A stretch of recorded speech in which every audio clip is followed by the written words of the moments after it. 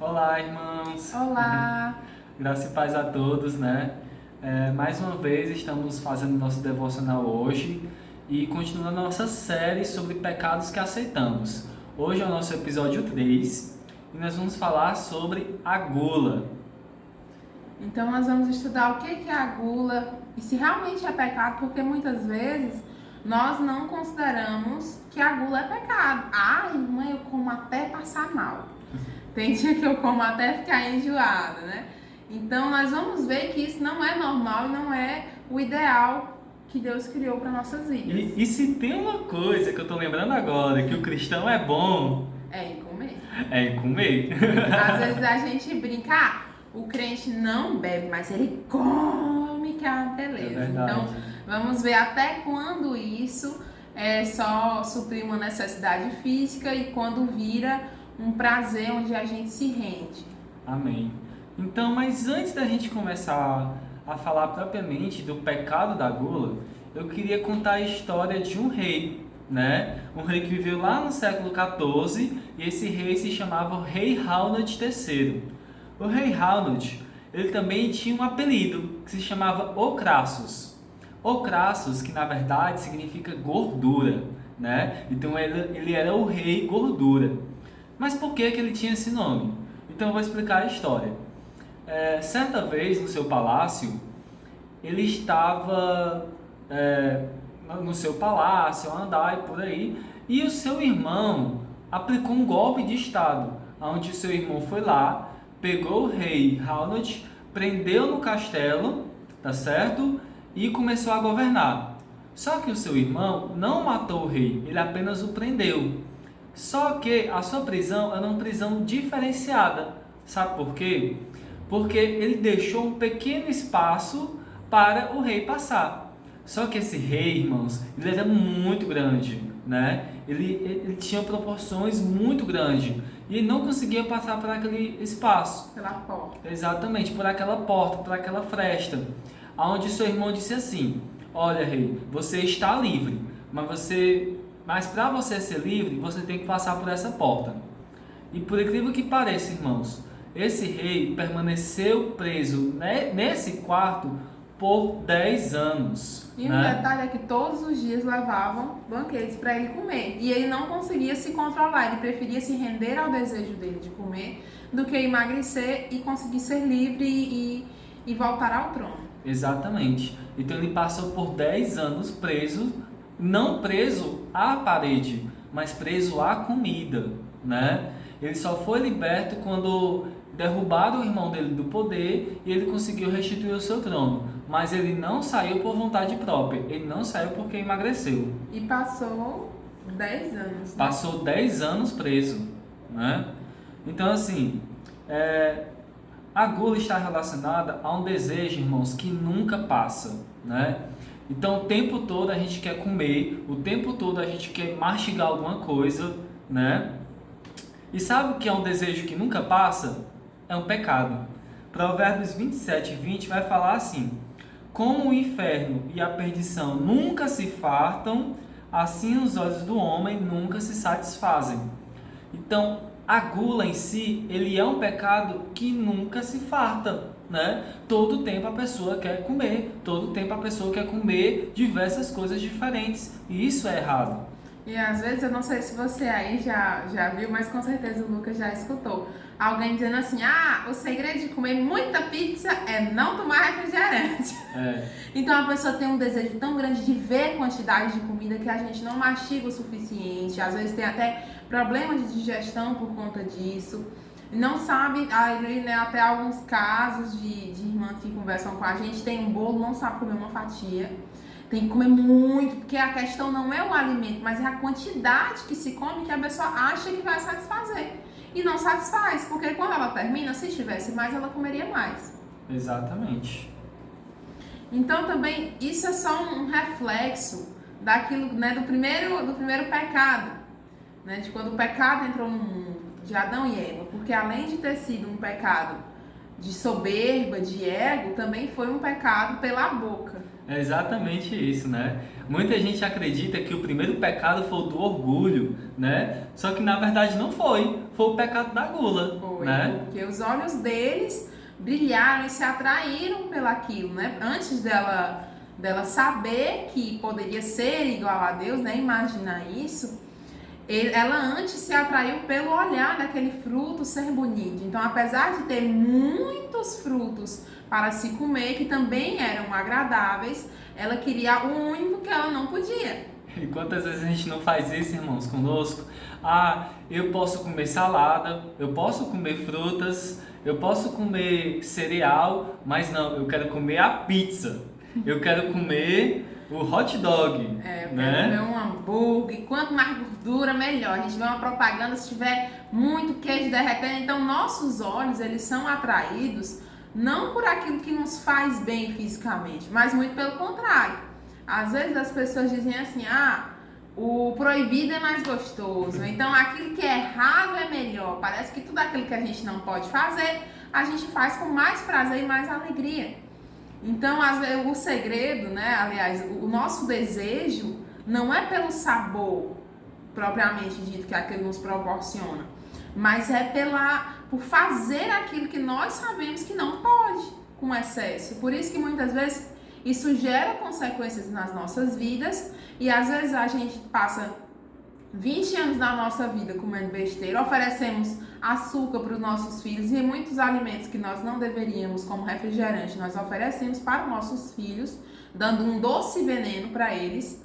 E depois de 20 anos consumindo essas coisas, isso reflete na nossa saúde. Por quê? Porque Deus não nos criou para isso. E aí quando a pessoa teve ali um infarto, teve ali uma coisa, tô com minha diabetes, tô com minha pressão alta aqui bonitinha, aí vai orar para quem? Para o Senhor, aquele que já nos instrui a termos equilíbrio em todas as coisas. Amém.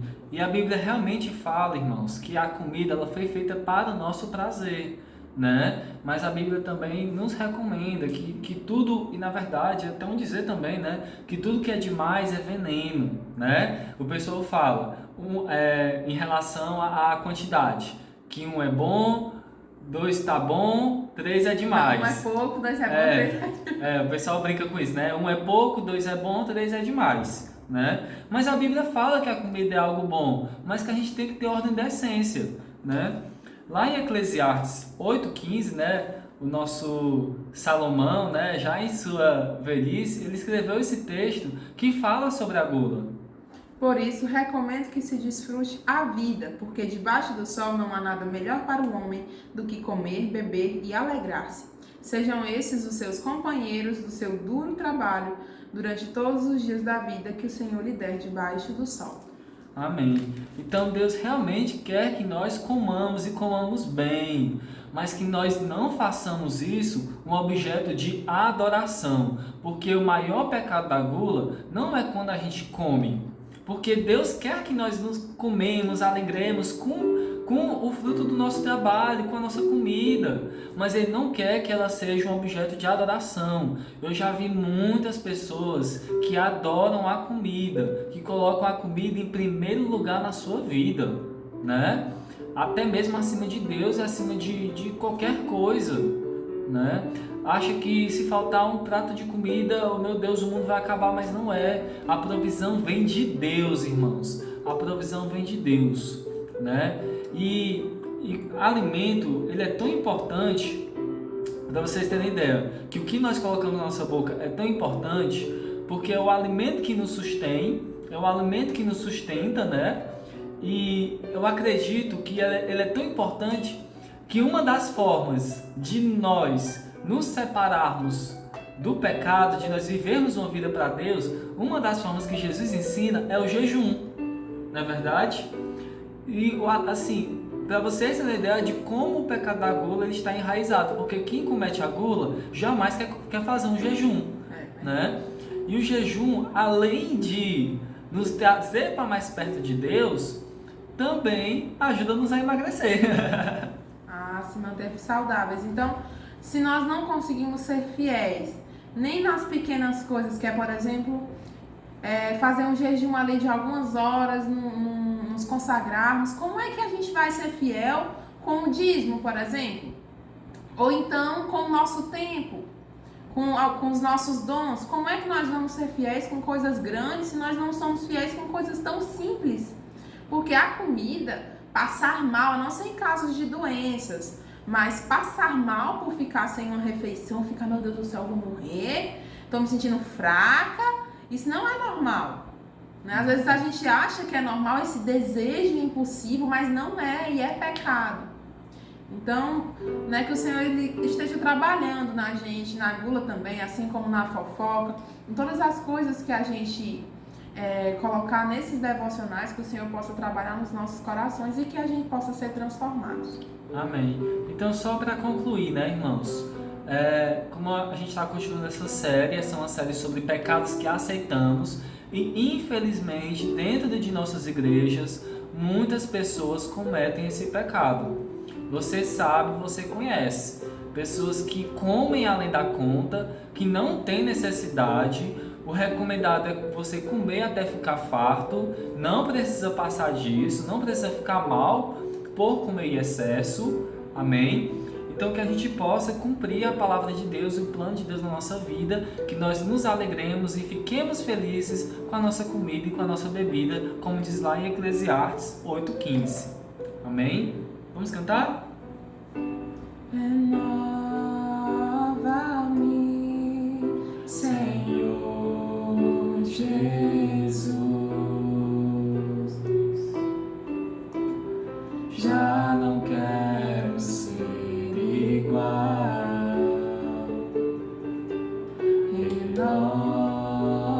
Renova-me, Senhor Jesus. Põe em mim teu coração, porque tudo que há dentro de mim necessita ser mudado, Senhor, porque tudo que há dentro do meu coração necessita mais de ti.